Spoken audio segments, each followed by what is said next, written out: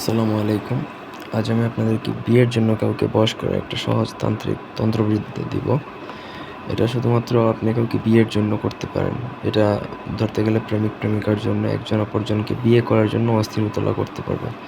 কোনো কারণে যদি আপনার প্রেমিক-প্রেমিকা আপনাকে বিয়ে করতে নারাজ হয় বা বিয়ে করতে চাচ্ছে না, টালবাহানা করতেছে, এমত অবস্থায় আপনি চাইলে তার উপর এই তান্ত্রিক টোটকাটা প্রয়োগ করে দিতে পারবেন।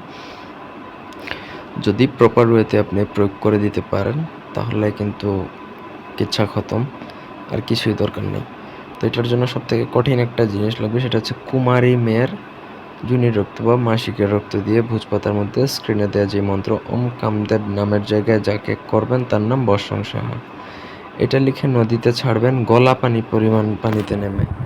পুরো বিষয়টা আমি আবার ক্লিয়ার করতেছি। প্রথমত আপনাকে কুমারী নারীর পিরিয়ডের ব্লাড একটু কালেক্ট করতে হবে, সেটা দিয়ে ভোজপাতার মধ্যে লিখতে হবে ওম কামদেব লিখবেন। তারপর নামের জায়গায় আপনি যার জন্য করবেন, প্রেমিক বা প্রেমিকা যার জন্য করবেন তার নাম লিখে বর্ষণ সাহা লিখে সেটা আপনাকে গলা পানি পরিমাণ পানিতে নেমে নদীতে বিসর্জন দিতে হবে। পুরো কাজটা করতে হবে শনি বা মঙ্গলবার দিন রাত্রেবেলা।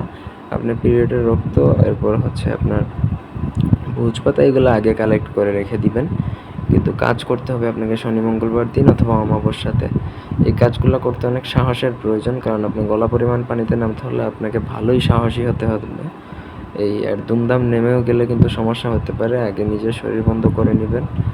এইগুলো সবার জন্য নাও, একান্ত যদি আপনার প্রয়োজন হয় আমাদের সাথে যোগাযোগ করে কাজ করিয়ে নিতে পারেন। আপনি যদি এইসব লাইনে দক্ষ হয়ে থাকেন তাহলে কাজ করতেও পারেন, কাজ হবে। ধন্যবাদ।